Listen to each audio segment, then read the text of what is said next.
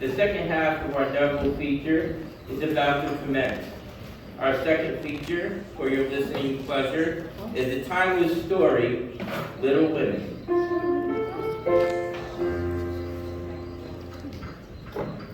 Little Women is one of the most enjoyable stories ever written. It has all the endearing qualities of a drama, laughter, romance, and tears. It is the story of the March sisters and their romances. Four girls whose loves and ambitions are completely different, but are bound together by strong family ties. A story beloved by 10 generations of Americans. Our curtain now rises on the home of our Little Women. Our story begins in the March home located in Concord, Massachusetts, in the winter of 1864, just toward the end of the Civil War. The home was originally purchased at two houses, which date back to the late 1600s.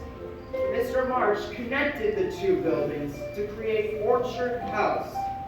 The March children named their home Orchard House from the over 30 apple trees that surrounded it, and this is their story.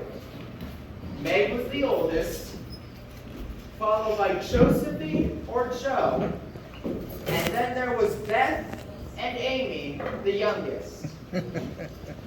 Before the war, they lived at Orchard House with their parents, Robert and Margaret, whom the girls referred to as Papa and Marmee, and their servant Hannah. In 1864, their papa was still away at war. What a miserable Christmas, they all thought then. But how happy a Christmas it really was. Well, at least we have a Christmas tree, Amy, and I think it's beautiful. Christmas won't be Christmas, Beth, not without presents. Oh, it's dreadful to be poor. I especially feel it because I'm the eldest, and I remember what it was like when we used to be rich. We're better off than a lot of people, Meg. Orphans, for instance. We have Father and Marmee, Hannah and each other. Well, we haven't got Father, Beth. And we probably won't have him for a long time. Joe, men in the army are having such a terrible winter. And Marmee's right. We have to make sacrifices. Only I'm tired of making over the same dresses year after year. Well, I don't think any of you suffer as I do. You have to go to school with impertinent girls who label your father just because he's poor. Oh, Amy, if you mean libel, then just say so. And stop talking about labels as if Father were a pickled bottle. But you needn't be so satirical about it, Joe. It's proper to use good words and improve one's vocabulary. Vocabulary. Christopher Columbus. Joe, don't use slang words. Oh, I just detest rude, unladylike young ladies. And I hate affected snips. Birds in their little nests agree. I'll never get over my disappointment of not being a boy. Look at me, dying, simply dying to go and fight at Father's side. Instead, I'm here, sitting and knitting, like a poky old woman. Poor Joe. Oh, thank you, Miss Beth, but I don't need any pity, because one day I will be a famous writer and make my fortune. Oh, not that I'll forget about my sisters. You'll all ride around in fine carriages, and you, Beth, you will have a new piano, and you, Meg, you'll have 10 dozen dresses and satin slippers, and red-headed boys to dance with. I shall like that, I thank you. So there's no use fretting now. I shall get famous just as soon as I can. Meanwhile, let's rehearse the play. Meanwhile, it's time for tea. Come, girls, help me with the tray. Don't we ever have coffee anymore, Hannah? Coffee is scarce and dear. And it seems to me you'd be... What is it, Hannah? Someone's looking in this room. Keep away from the window. But Hannah, who is it? That Lawrence boy. Where? Where is he? Next door in the Lawrence house, where he belongs. Only he doesn't belong at their parlor window, staring into our parlor window. But what Lawrence boy? Mr. Lawrence's grandson, of course. Ha! I didn't know the old fusspot had a grandson. Well, he just came home. First, he ran away from college. Oh, that's the bravest thing I've ever heard of. And when they found him, there he was, wounded in an army hospital. He lied about his age and enlisted. How splendid. I should like to do the same. Joe, what are you doing? Well, if he can look out of his window at us, I can look out of ours at him. Josephine March.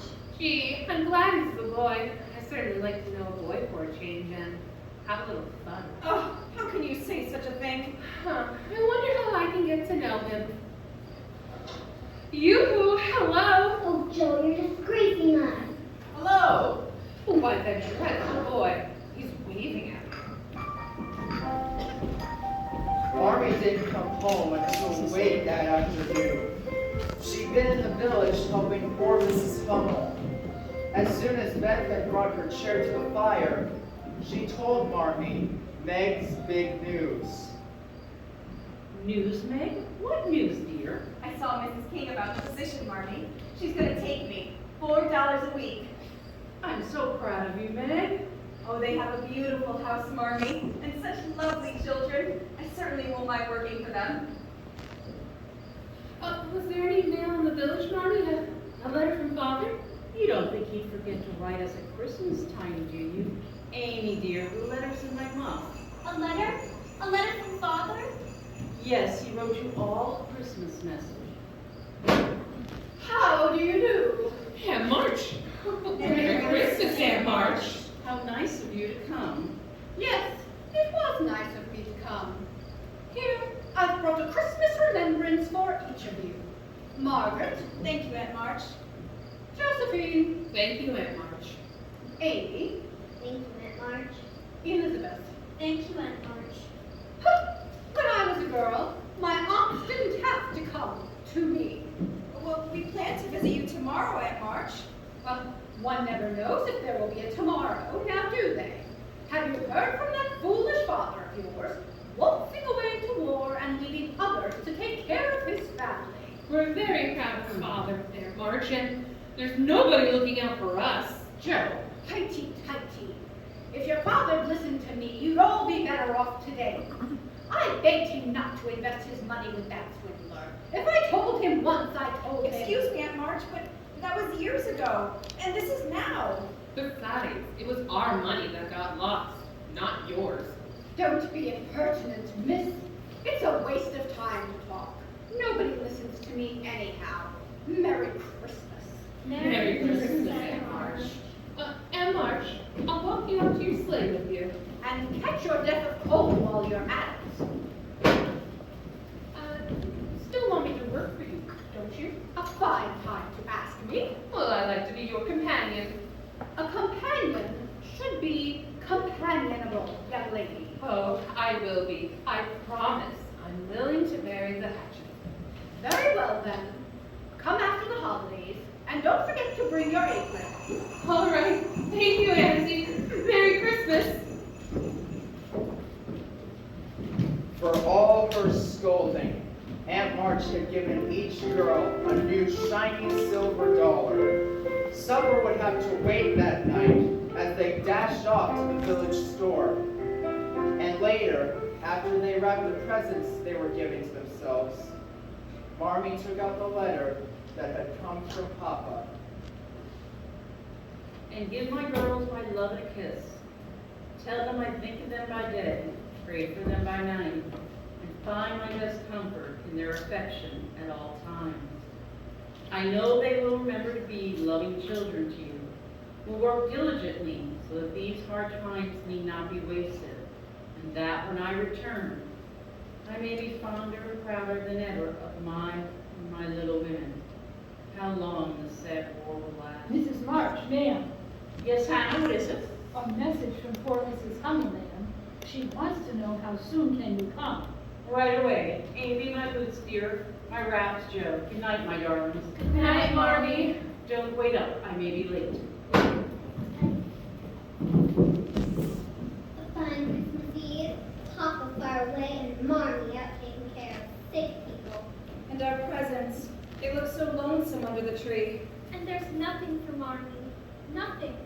And she needs a new pair of slippers. Well, I'm the man of the family while Papa is away, so I'll supply the slippers. But how? Our money's all spent. Well, I bought a book. I'll take it back. I thought of the slippers first, Joe. So you did, Beth? Very well. I shall buy her army shoes, the very best to be had. And I'll get her a nice new pair of gloves. Pink ones. A little bottle of cologne for me. Hope Marmy and I love cologne. Oh, good. Won't the stores be closed? Oh, who cares? Come on, you hearties. Let's storm the citadel. It was long past midnight when Marmy returned. The girls were huddled at the top of the stairs. They couldn't see her as she passed by the Christmas tree, but they knew when she had found her presents.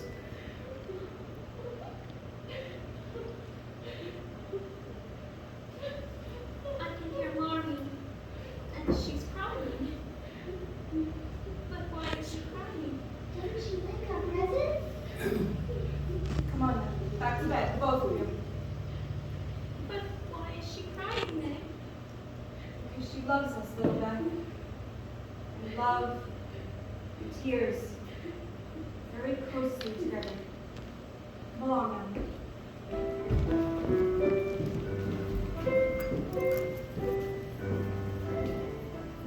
Christopher Columbus, look at this breakfast. Candy pies and sausages. Papa, and coffee. And everything. Merry Christmas, girls. Merry Christmas, Hannah. Oh, Hannah, you do beat the Dutch. I can remember when I served a breakfast like this every day. We must have been enormously rich. Well, kindly pass the Papa of his Meg. Now, wait for Marmy, Amy. Your moms took her breakfast and gone. She said she'd meet you at church. Gone? Back to the Hummels. The baby finally come early this morning. Another baby? One after another. 6 children, half frozen, huddled in one bed, she said. Your moms took her breakfast to them. I'm not hungry. Oh, Beth. I'm not hungry. But Beth, there are people starving everywhere, every day. Well, if you're going to let that worry you, you'll never eat at all. I try not to do that. Well, those people are far away, Meg, and we don't know them. But the Hummels are near, and we do know them. You're not thinking of giving our breakfast to the Hummels. Oh, yes, we are. Aren't we, Joe? Oh no, you couldn't think of a thing like that. No. Poor, hungry Amy. A few moments later, as they passed by the Lawrence mansion, loaded with food for the Hummels, there he was, Mr. Lawrence's grandson, and another young man. My dear madam, aren't you rather loaded down? May we help you? Oh, no, thank you, sir. Josephine, must you lie so? Just a minute. You're his grandson, aren't you, Mr. Lawrence's? Why, yes, I'm Theodore Lawrence, and this is my friend, John Brooke. Well, how do you do? How do you do? Well, I'm Joe March, and I would like you to meet my sisters, only I guess they're further up the road. Oh, what a pity. Oh, well, we know all about you, you know, about how you ran away from school to join the army, which I would have done in your place. Oh, and how we were both in the same regiment, which is splendid, I think. We're pleased, Miss Marsh. Simply pleased. Josephine, come on! Oh, well, goodbye. Goodbye, Miss Marsh. Goodbye, Miss Marsh. Really, Joe, I must say really. Oh, fiddlesticks. Stopping to talk to them when we hadn't even properly met them yet. Well, you weren't very friendly. You didn't say, how do you do? I didn't like the way that man stared at me. Who? Mr. Brooke? I didn't notice. I did. And he's still looking. Who? Mr. Brooke, don't look back. Oh, who? Bye! That was a big morning in their lives, surrendering their breakfast to the Hummel children and meeting young Mr. Lawrence and Mr. Brooke. The next afternoon, Joe was out on the walk shoveling snow. Hello. Hello. I'll see yourself down here and help me. I can't. I have strap. Oh, what a shame.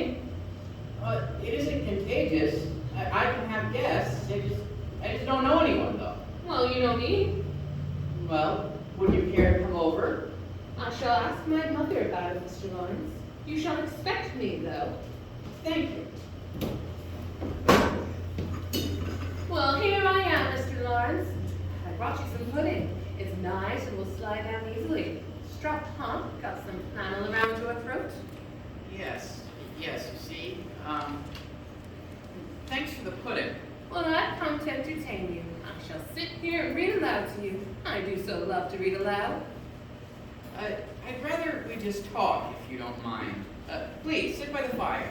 I thank you. I do so love to talk, and Christopher Columbus. What's the matter? Oh, this room. What richness. I call it splendor. That's what I call it. Splendor. Oh, Mr. Theodore Lawrence, you should be the happiest creature alive. Well, it's just a room to me. And it certainly never made me happy. Some tea, Miss March? How many lumps? 1, 2, 3. So, tell me all about yourself, Mr. Lawrence. Oh, I already know all about your school and the army. But before then, what? Well, I used to live in Europe with my parents before they died. Oh, I'm so sorry. Well, I'm going to Europe too, you know. Oh, really? When? Oh, I don't know exactly. You see, I decided to work for my Aunt March as a companion. Oh, and what a nervous, fidgety soul she is, too. Anyways, my Aunt March has rheumatism, and her doctors thought that baths. Oh, not that baths. Not that she hasn't got a bath. She has a very nice bath. Mm-hmm. Did you take any baths while you were there, Mr. Lawrence, for your rheumatism? I haven't got rheumatism. Oh, well, neither have I. But you see, I figured baths wouldn't do me any harm while I was there. Because I always wanted to go to Europe. Oh, not for the baths, of course. Not at all. But for my writing. Uh-huh. It's so good for writers. You see, my Aunt March, oh, well, you don't know Aunt March. What were you going to say, Mr. Lawrence? It's been so long now, I've forgotten. But I'm not Mr. Lawrence. I'm Lori. Oh, well, Lori, how are you getting along with your grandfather, Lori? Oh, fine. Once I got used to him. Isn't he a holy terror? Ha! You should see my Aunt March. Well, this pudding looks too good to eat. Oh, it isn't. Meg made it. She's the oldest. Oh, is that so? Well, my friend John Brooke was wondering. Why should he wonder? Well, he's quite taken by your sister's beauty, and he was wondering if there was anybody that she liked. Did he ask you to find out? No, it's just... Well, you could tell John Brooke that we don't like anybody in our house. Well, that's to say, we like a great many people, we just don't like young men.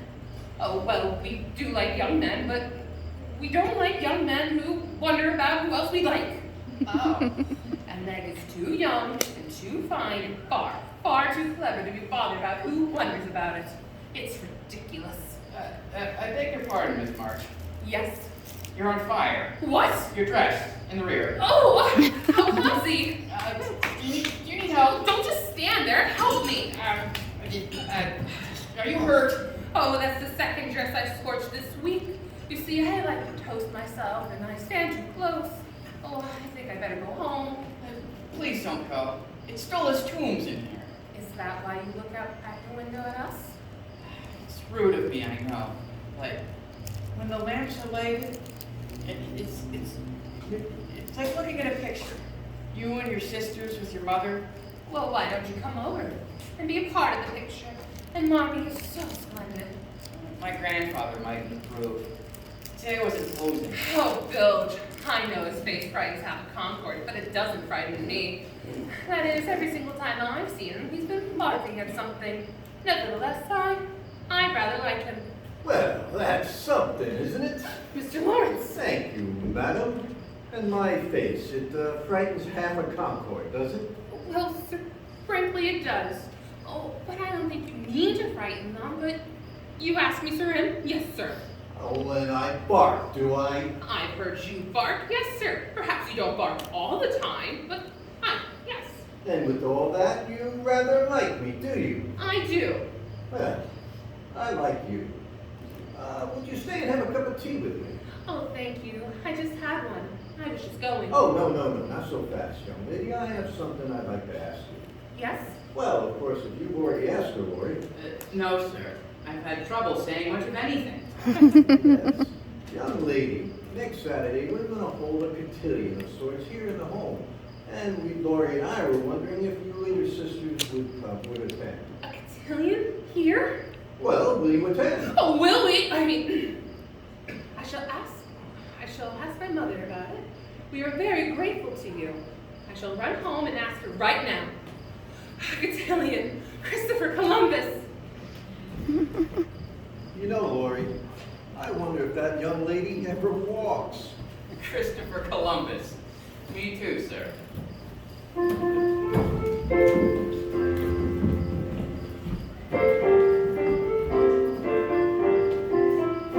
Tis a gift to be simple, tis a gift to be free, tis a gift to come down where we ought to be, and when we find ourselves in the place just right, to be in the valley of love and delight.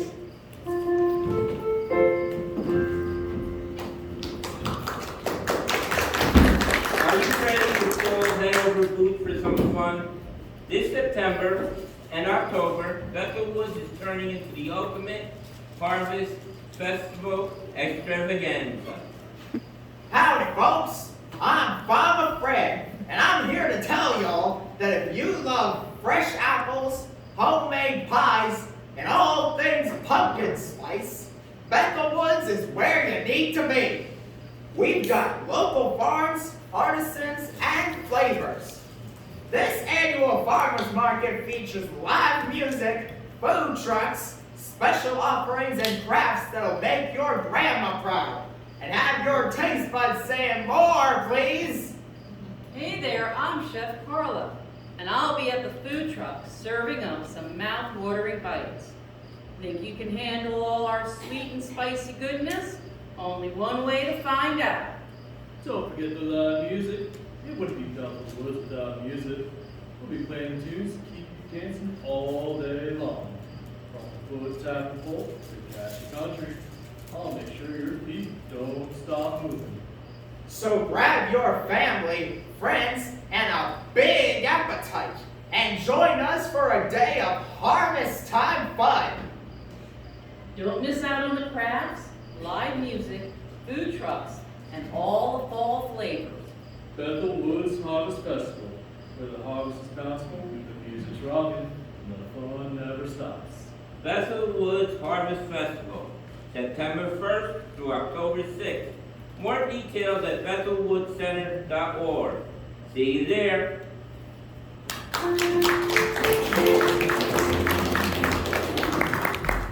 And now, Act 2 of Louisa May Alcott's Little Women.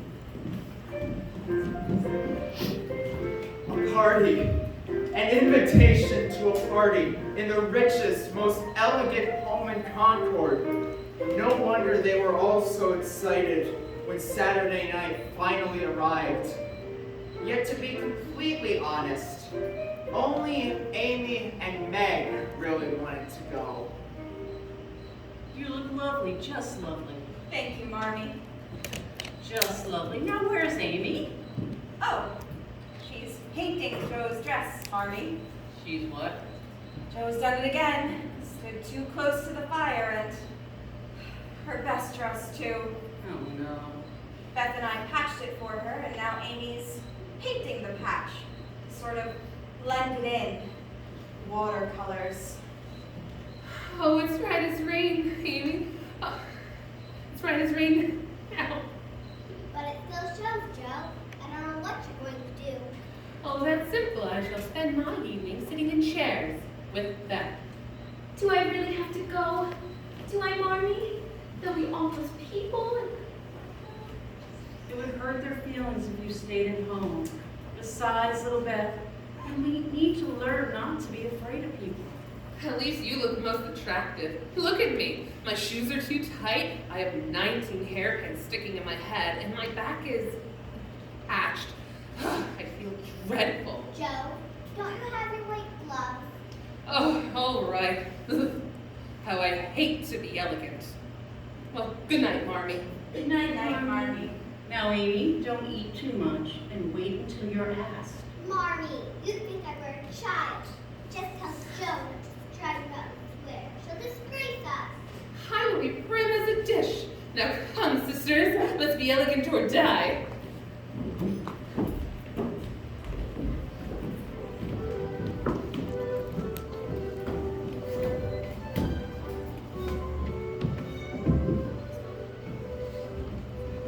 I'm glad we found this spot, Amy. No one can see us behind all these potted palms. Palm the pots, Mark Ellen. Can you see Mary? She's still dancing with Lori's friend. Mr. Brooke? You know, my dear, that I do believe our men is children. I think so too. Dancing makes everybody dizzy. Oh, I don't mean that. Amy, would you just look at that piano over there? Oh, isn't it perfectly absolute? Why, it's bigger than our kitchen. Who's that? Who's that behind the palm? Don't let him see me, Amy. Why, Miss Amy, why aren't you dancing? Mother thinks I'm too young, Mr. Lawrence. Besides, I'd rather mingle with my sister than mingle with the crowd. She hasn't informed me, Mr. Lawrence. Oh, She's shy. oh, I see. But if it weren't for that, she'd be simply fastidious. She's a real artist, you know. Plays the piano beautifully. Well, she should come over here and play sometime. Oh, she would never do that. She doesn't play for people, just herself. Well, I wasn't going to listen. It's just that the piano is going to ruin for lack of use. Well, if nobody wants to come over and play... Someone cares, sir. Very much. I didn't think you heard me.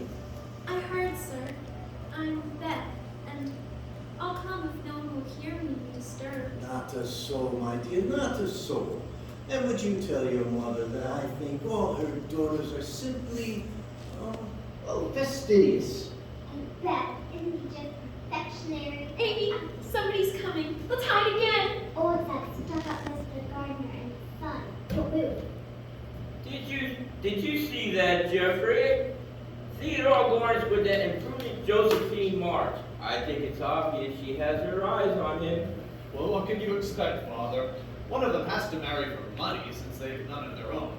Well, I think Theodore Lawrence will have something to say about that. And I think he has ideas about the boy. But it's obvious Mrs. March, if she manages the whole affair, she might come out quite well. Amy, did you hear what they... Oh, Amy.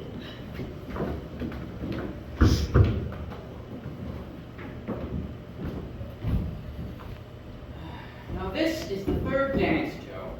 And I'll be hanged if I let you refuse me again. Oh, please don't ask me anymore, Lori.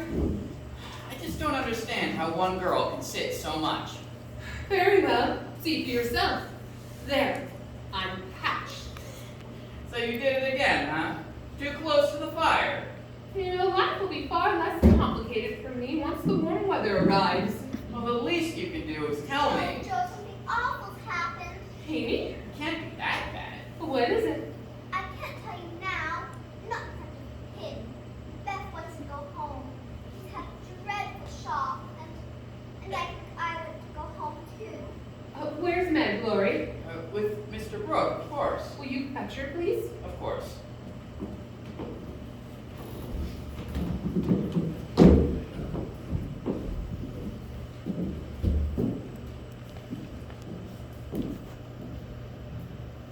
I don't understand Joe coming home from the party so early.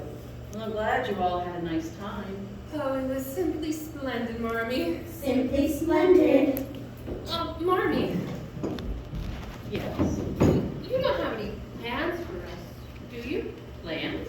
Well, you know, like wanting us to marry rich men or something.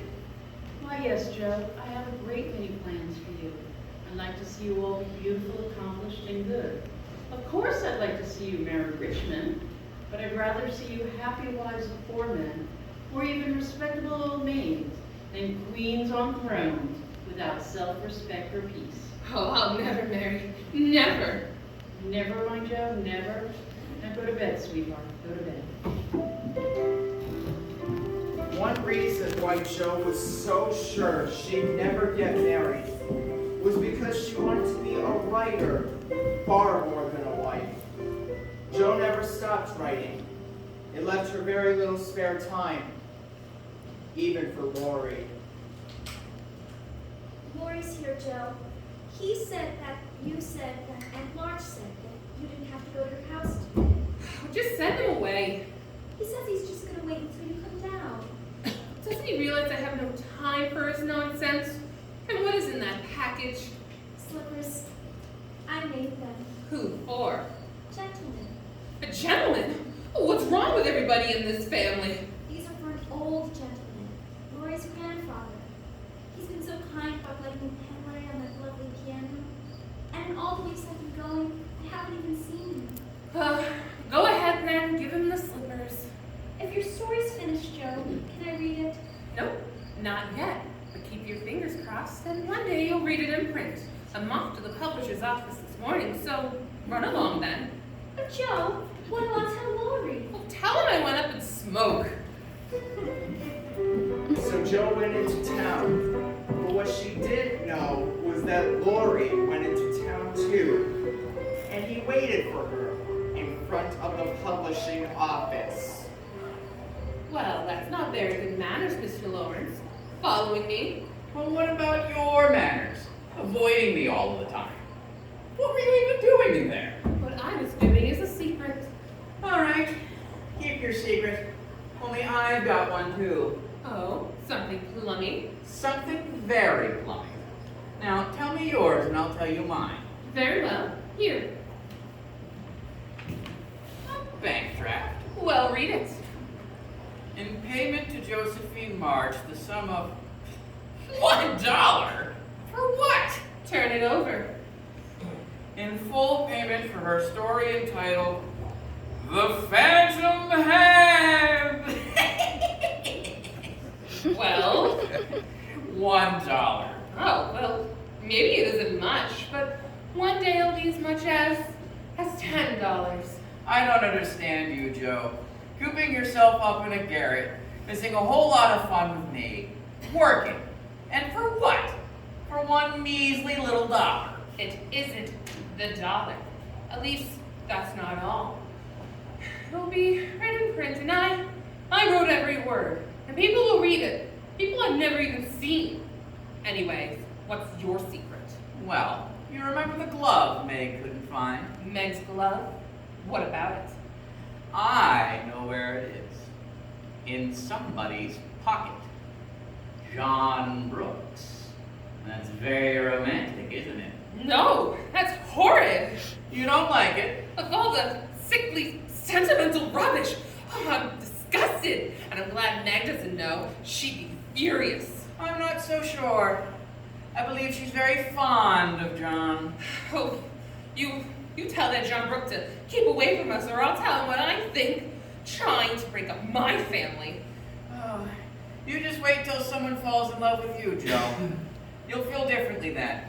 A soft summer day, the sun setting through the trees, your lover's arms around you. Ew, I'd like to see anyone try it. Really? What would you do then? Well, I'd give him a good shove, like this. Hey, Joe, what are you mad at me for? Jo must have run all the way home. Meg remembered how annoyed she was because Jo burst into the house just as Mr. Brooke was about to leave. Mr. Brooke had been calling on Meg. Jo all but knocked Mr. Brooke down too. How can anyone walk into this house anymore? Oh, I was never so embarrassed in all my life. Oh, Joe, when are you going to stop your rude, romping ways? Not until I'm old, stiff, and in need of a crutch. Look at you. No hairpins, no combs, running down a public road. I wish I were a horse. Oh! Falling in love? That's what you are. And Amy's no better, always primping and showing off. Becca's the only one I can depend on. Where is she? She's in the parlor. Oh, we just had a wonderful surprise. What kind of surprise? Mr. Lawrence sent Beth a present. It took 6 men to carry it over. His piano. A piano? Yes, he's given it to Beth. For me? He's given it to me? Mr. Lawrence? But we haven't even opened this note. Will you read it, Beth? I can't. Will you read it, Joe? Miss Elizabeth March, dear madam, Oh, how elegant. I've had many pairs of slippers in my life, but never any that suited me so well as yours. I like to pay my debts, so I know you allow the old gentleman to send you something which once belonged to the little granddaughter he lost. Oh, I remain your grateful friend and humble servant, James Lawrence. Aren't you going to play the piano, darling? Not now. I have to go and thank him. Oh, look at her, Marmee. Our scared little rabbit going all by herself. The piano's turned her head. She'd never go, not in her right mind.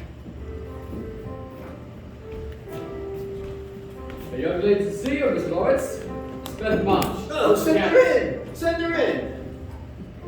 Good afternoon. Oh, couldn't you come a little closer? Yes, sir. Oh, look at your chin. It's all a-quivering. But why? I came to thank you, sir. I came to thank you. Oh, my dear, dear child. So many things happened in those fast fleeting days, and the girls could see them far more clearly in retrospect than when they were actually happening. For example, all Meg could think of was John Brooke, but then one event struck all of them like a bolt of lightning. A telegram arrived from the War Department. Well, so your father's in the hospital, eh? Wounded? Yes, Aunt March, and Marmie's packing right now. She needs $25 for the fare. Oh, she does she, Miss Joe? I begged your father not to go to war, but nobody listens to me. Not until they get into trouble. Oh, what's the use of all that now? The train leaves in 2 hours. Always interrupting me, but you'll listen this time. No, I won't. You see, I only came here because Marmie says she's not too proud to beg for father. Well, I am. I'm too proud to beg for anybody. I'd rather sweep the streets than ever come to you again. Stubborn, obstinate, rude. Josephine, come back here. Come back here.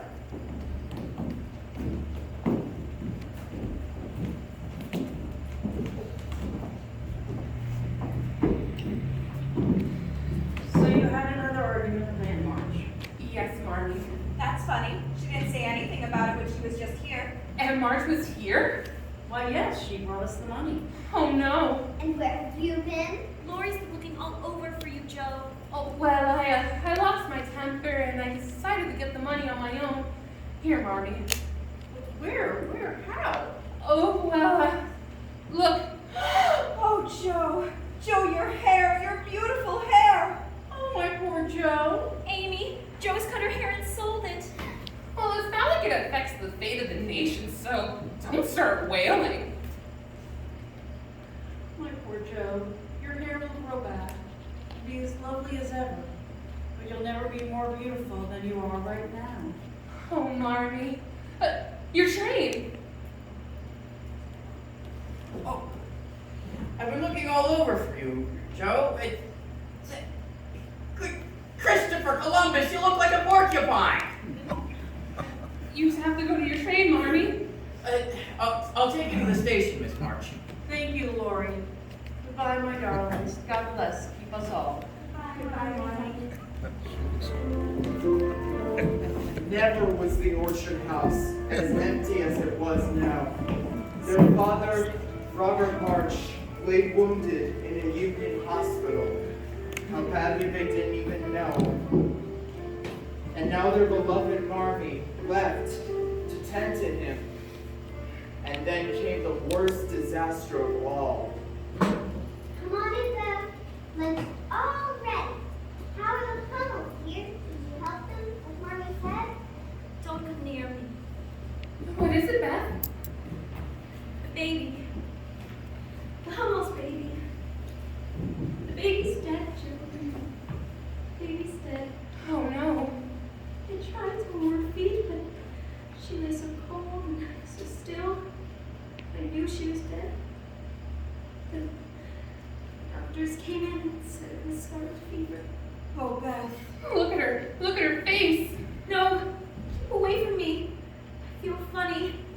Honey, I'll put her to bed. Josephine, run for Dr. Barnes.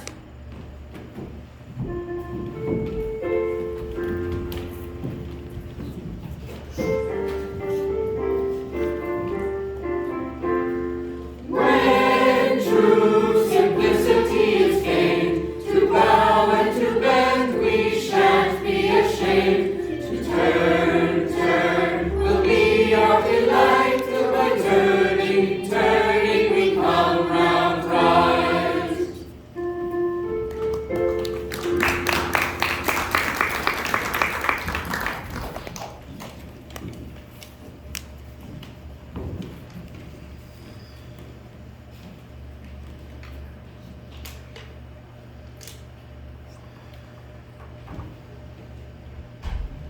Attention, Tri-State area. Are you getting sick and tired of trying to get you or your loved one to a doctor's office? Well, put the brakes on those transportation troubles and buckle up for a smoother ride with affordable medical transportation. Yes, at Affordable Medical Transportation, we believe that getting to your appointment shouldn't be a pain in the neck.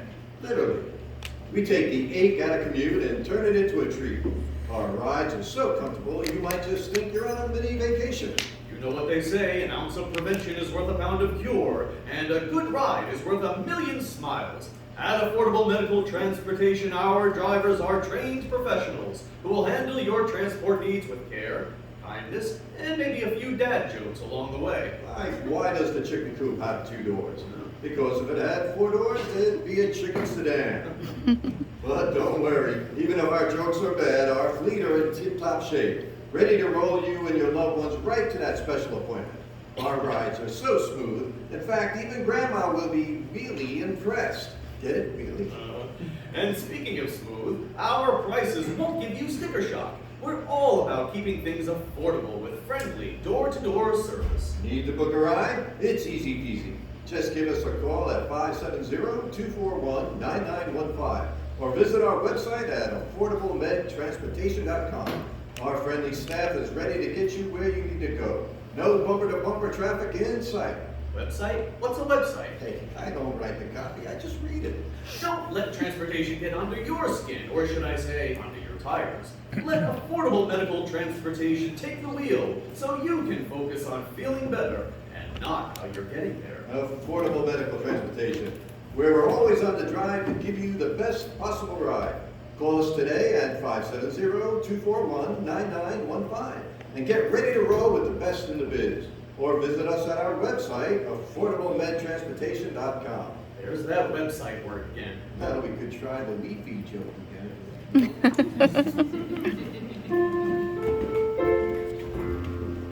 We pause now for station identification. This is WTSP, Tri-State Players, Radio Theater. In a few moments, we'll continue with Act 3 of Little Women. Welcome back. The Tri-State Players is proud to present the last and third and final act of Louisa May Alcott's Little Women. Those were the darkest days of their lives, but their prayers were answered, and their little sister Beth was spared. Harmony was home by now, and then the glorious day when Papa came back to them too. Thin, worn, weak, but home again at last. Well, I guess the Marsh family's all together again. Oh, but only if you didn't. Besides, it is what? Oh, you're not expecting that man to call, are you? Man? Well, if you mean John Brooke, Joe, then... Well, I hope you don't think you're in love with him, because I can tell you're not. I'm not. Nope. You see, Meg, I'm a writer, and I know things. You have none of the symptoms. Your appetite is fine, you sleep like a log, and you don't mope in corners. Therefore, you're not in love. Therefore, do not go and marry that man. I don't intend to marry any man. You don't? Hurrah for you! You're a triumph! Oh, but what are you going to say to him when he comes begging for your hand? Well, I shall say, thank you, Mr. Brooke. Quite calmly and decidedly. Thank you, Mr. Brooke. but let us be good friends and nothing more. Good. Hannah and the Mint and Meg, and then maybe things can go back to the way they were. Oh no. Oh no, what? Look over there, on the veranda. It's him. Oh, you're in luck. You can tell him off right now. Only I can see his face when you do. Poor John. Meg really tried to send him away, but didn't have a chance to. They were not alone for 5 minutes before Aunt March descended upon them, ordering Meg out into the hall. What was he doing? Proposing to you, wasn't he? Oh, please, Aunt March, he'll hear you. Oh, let me tell you, miss. You marry that rook, crook, or brook, and not 1 penny of my money will go to you. I will marry whom I please, Aunt March, and I don't care anything about your money. It is your duty, Miss Independence, to marry a rich man and help your family. You may be sure that Fortune Chaser knows you have a rich aunt, and that is why he wants to marry you. How dare you say such a thing? Why, my John would no more marry for money than I would. Huh? Do as you please. But the moment you marry that man, consider yourself disinherited. Now, you even made me forget what I came here for in the first place. I couldn't help but overhear. Oh, John, Thank you for defending me and proving that you do care. I didn't know how much until she said those awful things. My dearest Meg. Marmy, do something! Joe, what is it? Go downstairs, quick! John Brooke is acting dreadful and Meg likes it. John and Meg were married 3 months later. There was a reception afterwards at the Lawrence home. Joe stole away from the crowd, and then Laurie stole after her. The family was certain another wedding would not be far distant. She married him after all of the promises. She's still your sister, Joe. And there isn't a finer man in the world than John Brooke. You don't know what a comfort you are to me, Laurie. Joe, I know I'm not good for much, but I'll stand by you all the days of your life. Oh, Laurie. Joe, will you listen to what I have to say? Please don't say it. Oh, but you must. Please. Joe, I've loved you ever since I've known you. I know you've tried to keep me from it, but it's only made me love you more. And now I'm going to make you give me an answer. Oh, well, I never wanted you to care for me, so I tried to keep it from you when we could. I know that. And I know I'm not perfect. But if you would have me, Joe, you can make me anything that you like. Oh, I wouldn't change you, Laurie. You should marry a lovely, accomplished girl who adores you, and who will give you the kind of life you want. I wouldn't. We quarrel and... No, we wouldn't. Oh, we always have, you know, and everything would be horrid. Or to be heaven, Joe. I can't go on without you. Oh, I'm sorry, Laurie. I can't say that I love you, and I don't. Really and truly, Joe? Really and truly, I don't think I'll ever marry. Oh, yes, you will. You'll marry some good-for-nothing fool and work and live and die for him. Because it's just your way. And I'm just stand by and see it all happen. Well, I'll be hanged if I will. Oh, where are you going? To the devil! Laurie! The years went by, and Laurie and Joe scarcely saw each other. And then, through Aunt March, Joe heard of a position in New York, a good family in need of a governess. Oh, I've always wanted to go to New York, Marmy.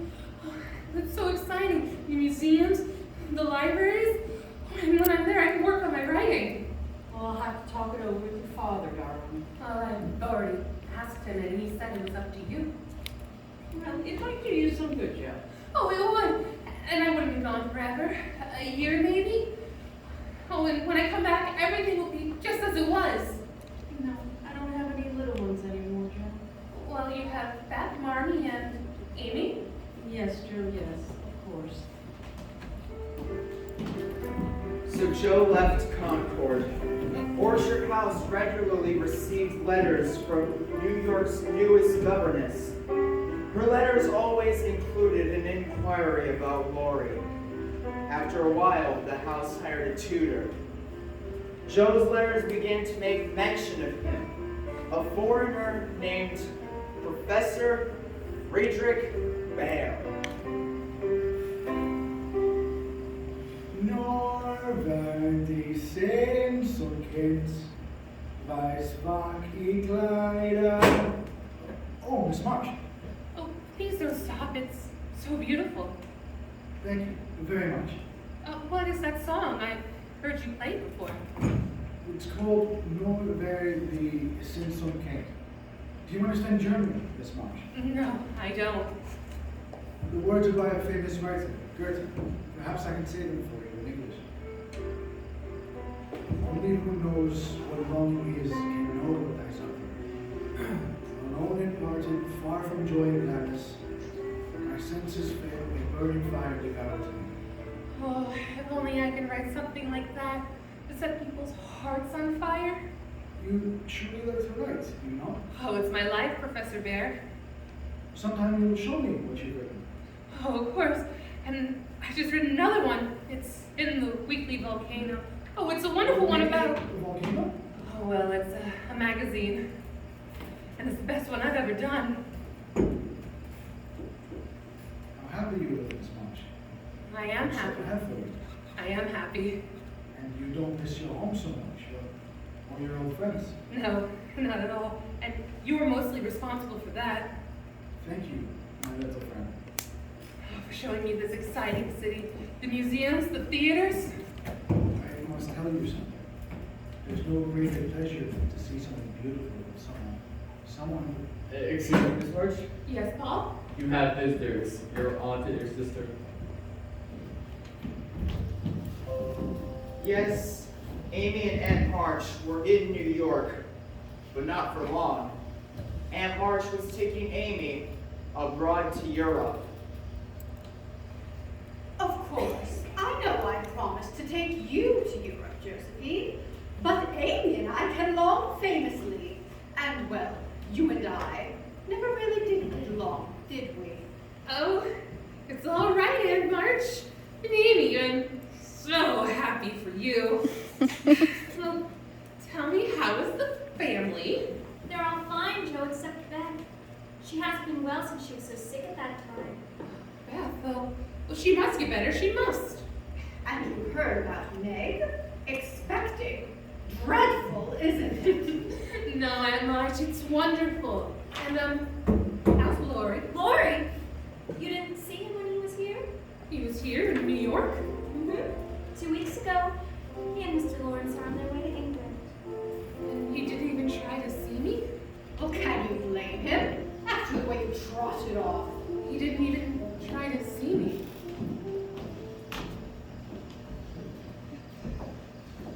Yes, Miss March. I've read every one, all of your stories. Well, Thank Professor you Bear? for lending them to me. Well, Professor Bear? I must be honest, little friend. I was disappointed. Oh, Why do you write such artificial plots, such contrived, artificial characters, such contrived plots, villains and murderers and faking women? You will not know it. Oh, Miss March, I've hurt you. I am so sorry. oh no, don't pay any attention to me. It's just everything happened at once. Everything? Oh, well, my little sister's ill, and a trip to Europe will never be. And Laurie, Laurie? Oh, yes, my friend. he was here in New York. He didn't even try to see me. What a fool he must be. And I chose this moment to criticize you rightly. Oh, no, I knew my stories weren't very good. But it helps at home to pay the bills. Yes, that is what I thought. And I said to myself, maybe I have no right to criticize her. For she does have talent. Do I really? Great talent, my friend. I say to you, sweep first the mud in the street before it goes false at that time. Say to yourself, I will never write a line which I have not first felt in my own heart. Say to yourself, when I'm young, I want to write the simple and beautiful things I know and understand. Will you do that, Josephine? I'll try. I have a rich friend. He's a publisher. I'll see to it that he reads what you write. Oh, well, thank you, but only I'm going back to Concord. I'm going home. Going home? It's where I belong. Then I will not see you again. Yes, back to your home and write your stories. And maybe someday I will see you there in your home. Joe was back, and Orchard House was briefly lighted again, but there was a great darkness impending. Oh, Beth. Our little Beth. Don't cry, honey. Don't cry, Joe. I don't want you to cry for me. Oh, I'm not crying for you. I'm just lonesome for Amy and our old happy ways. It's no use, Joe. I know what the doctors must have said. Don't tell Mom and your father, but I know. You mustn't be afraid. Isn't it funny? Me saying that to you. And you always said it to me. You've always reminded me of a seagull, Joe. Strong, wild, fond of the wind and storm, and dreaming of flying out to sea. And Marmy said as the cricket on the heart, content to stay at home. I guess I shouldn't even try to express it, except to my Joe. It seems I was never intended to live very long. I never planned on what I would do when I grew up like the rest of you did. Because I never bear the thought of leaving home. But I'm not afraid anymore, Joe. I've learned that nothing can harm us, although it seems to. And that we'll always be family, and that one of us is gone. But Joe, I think I will be homesick for you most of all, even in heaven.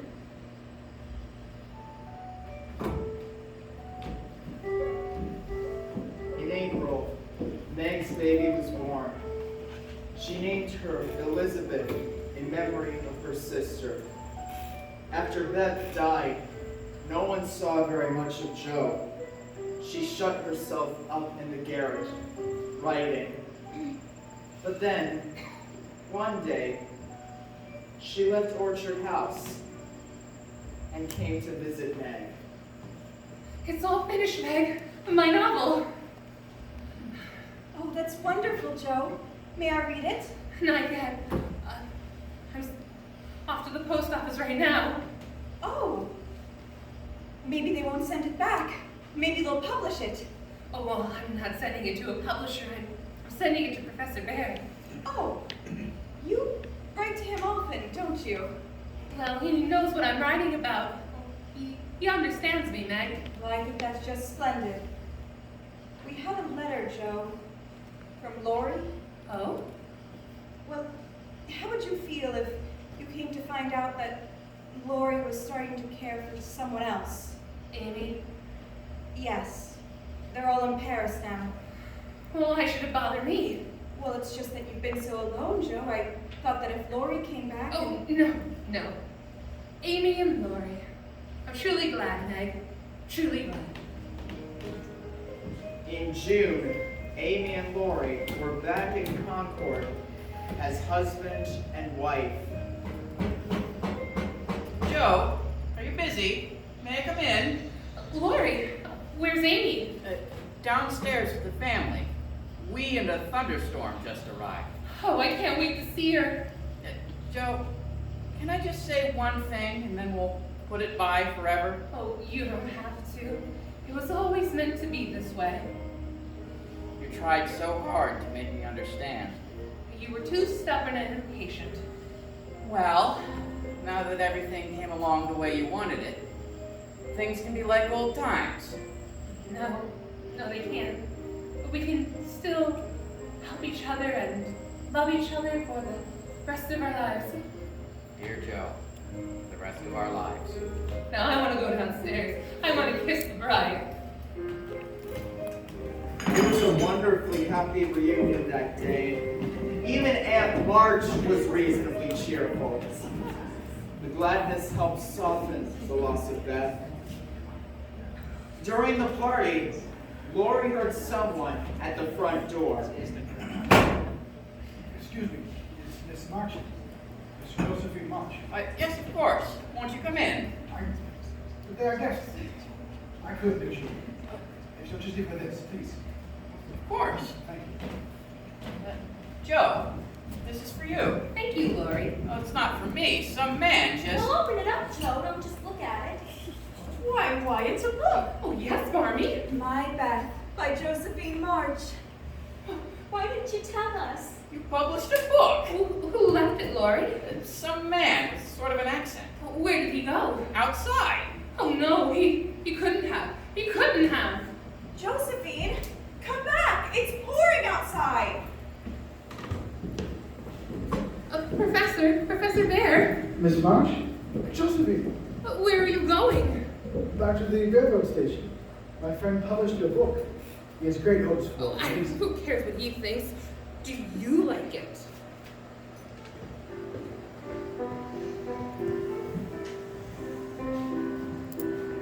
It has such truths, such simple beauty. But I cannot tell you what is deep in my heart.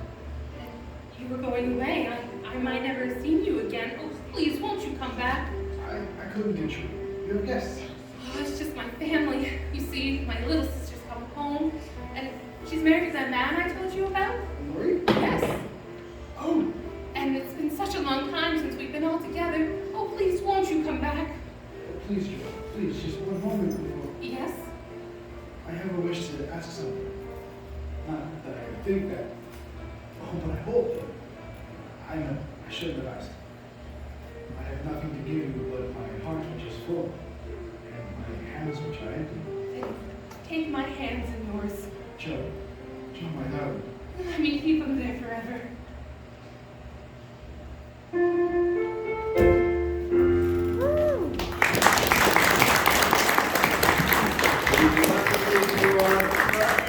And bring our path forward for a bow.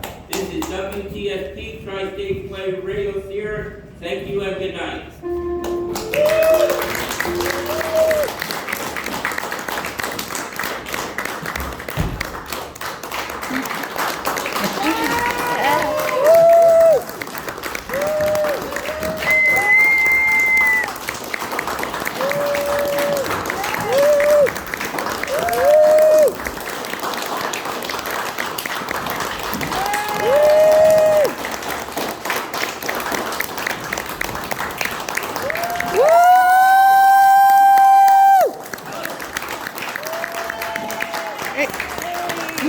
Lighting!